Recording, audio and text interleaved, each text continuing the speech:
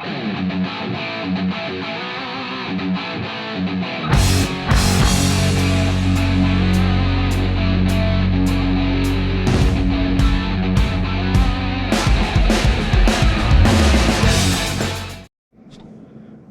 back to the Kushka channel, everyone.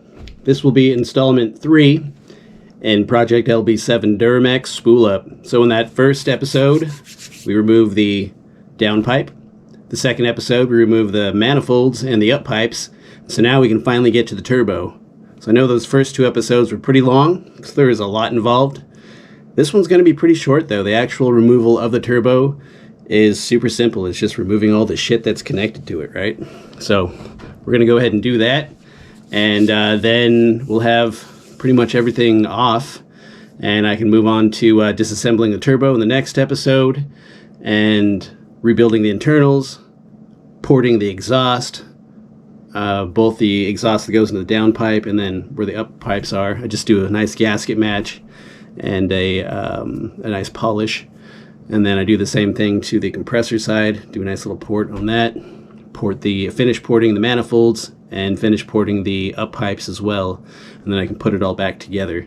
And then, you know, that brings us even further down the line, because immediately afterwards I realized my injector issue is more severe than I initially thought, and overheated the truck on the test run. So spoiler alert, we got more work to do, so we still got to pull those heads, put in some new 45 over LDS injectors. So I think I set you up for this video. It's a nice short one, and but it tells you everything that you need to know and shows you where all the parts are, all the bolts and nuts and everything is to get that thing out of there.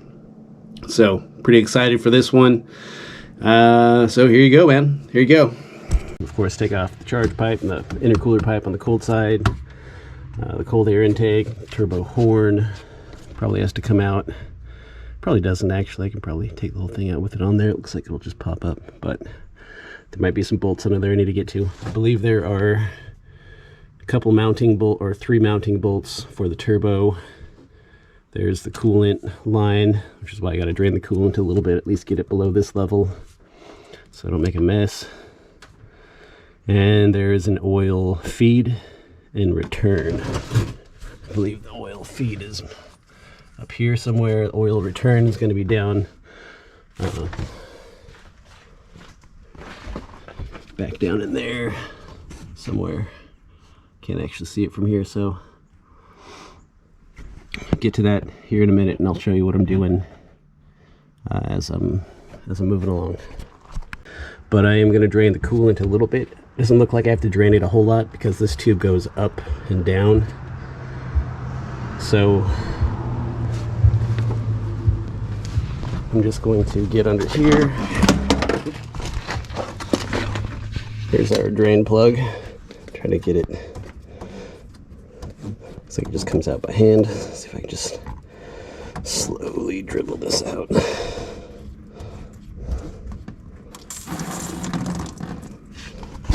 Too much of a mess here. There we go. Got some of that pee out of there.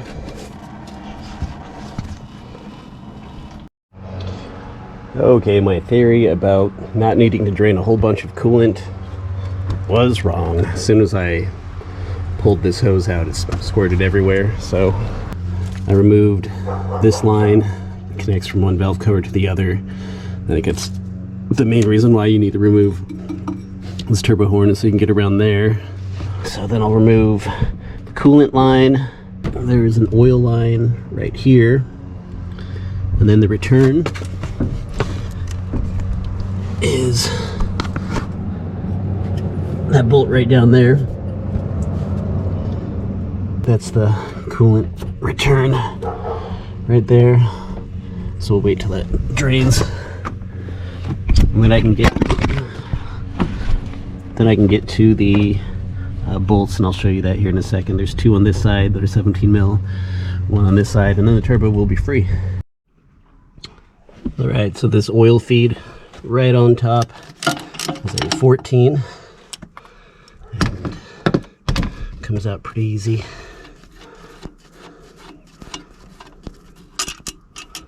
Yep. Banjo bolt, don't lose that. You need that one. So got that out.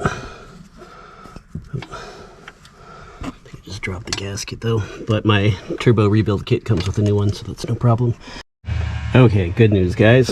For that coolant return line, you can see right there, I found my T55 torque spit, little 2-inch extension, and with a little 3/8 ratchet, 5-6 inches long. It's able to get back in there and crack it loose, so that's a relief. So now I just got to back that out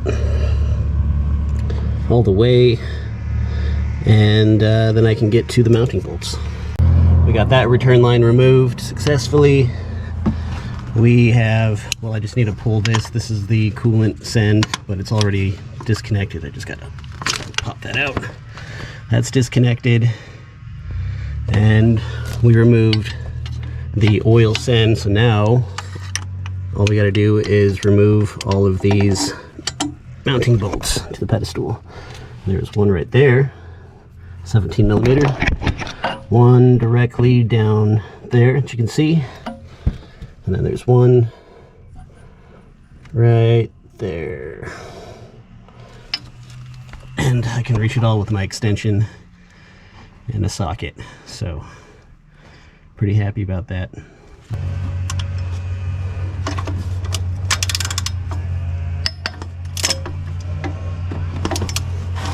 Easy.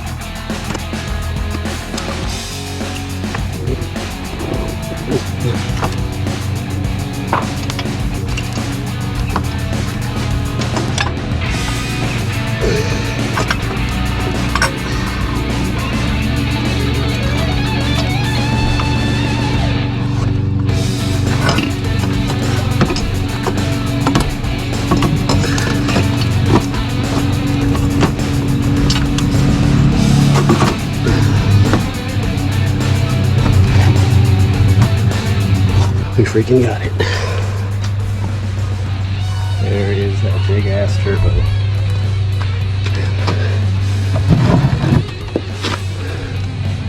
That's what the back looks like. Okay. And it's still a healthy turbo. Here is what it all looks like. The old down pipe that we're replacing. The up pipes that we're going to clean up, port match or a gasket match, paint it, and then heat wrap it, which I got to go get that stuff right now. And then here's the exhaust manifolds, of course. Here's the driver's side that we're replacing with the BD. And there's the passenger side that we ported. I got to get some, still get some sanded bits on there and polish it up. And of course, got the big ass turbo. And this is what we will be rebuilding. Rebuild the turbo, and then I'll port match where the pipes go and the exhaust. And that should bank us some horsepower, depending on so some people have done this before, and they've just done the turbo, and just doing the turbo on a 100% stock truck without any of the other air mods bank them on average about 40 horsepower. And those that have the air intake mods, like a cold air intake, charge pipes, turbo horn, PPE valve, and a tune, I don't even think, not necessarily having the up pipes or exhaust manifold, but it was banking them up to 60 horsepower just by doing a little gasket match on the exhaust side of the turbo. I'm also going to take this down a little bit, just a little bit. Reading the old forums from some of the old porters there, they say you can definitely benefit from hogging this out just a little bit, polishing it up, get you a little bit better airflow. So that's what we're gonna do. All right, that's the video. I hope it helped you out in some way. Hope I showed you all the things you needed to see, told you all the things you needed to hear in order to get that turbo out. So if you're just removing the turbo, you'll want to watch the other 2 videos as well, or at least the first one, because you need to get the downpipe removed, and you just need to loosen up the or get the bolts removed from the up pipes to the turbo. And that's all you really got to do before removing the actual turbo.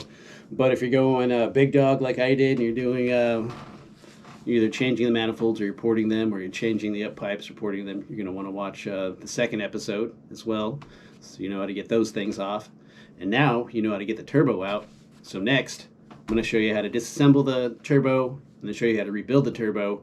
And for you you go-getters out there, you super ambitious sons of bitches, we're going to go ahead and port the turbo on the exhaust side and the compressor side, and install a new billet aluminum compressor wheel on there as well, and slap it all back together, overheat the engine, and then get right back into the shop, pulling the cylinder heads out so we can rebuild the heads. I'll show you how to lap the valves, what tools you need to pull, loosen up the valve springs and pull the stems out, and show you how I lap the valves, and then I'll also show you how I ported the intake and the exhaust and the bowls on those cylinder heads, and also give you a couple of tricks for removing the actual injectors, especially if they're like mine and they're all caked in there with carbon.